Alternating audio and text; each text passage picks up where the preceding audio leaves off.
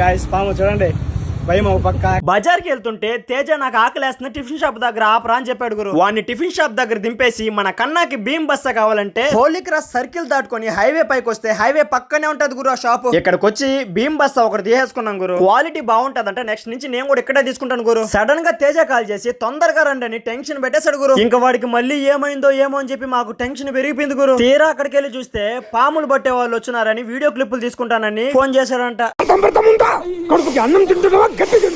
ఆ పాముని బుట్టలోంచి తీయంగానే ఎలా పడక విప్పుతుందో చూడండి గురు. ఫస్ట్ టైం గురు బతుకుండే పాముని ఇంత దగ్గరగా చూడడం, అందులో నాగు పాము. వీడియో తీస్తా ఉంటే ఉన్నట్టు నా పైకి వచ్చేసింది గురు.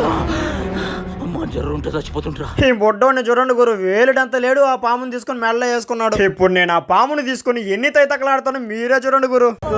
అంతే తలకాయ నువ్వు పట్టుకోమా.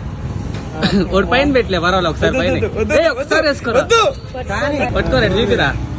గాయ్స్ పాము చూడండి భయం ఒక పక్క, కానీ అయినా జీవిస్తున్నా. ఏం పోతుందరా అది.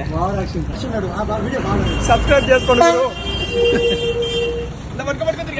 ఫస్ట్ టైం గురు నా లైఫ్ లో అది ఒక నాగుపాముని చేత్తో పట్టుకోవడం. ఇంకా అక్కడ నుంచి బయలుదేరి ఫోన్ కి టెంపర్ గ్లాస్ వేసుకోవాలని చెప్పి ఫోన్ షాప్ కి అయితే వచ్చేసాం గురు. స్టిక్కర్ వేసినంత ఈజీగా టెంపర్ గ్లాస్ వేసేసాడు గురు. సరే మరి ఇంకొక వీడియోలో మళ్ళీ కలుసుకుందాం. Okay bye bye Tata.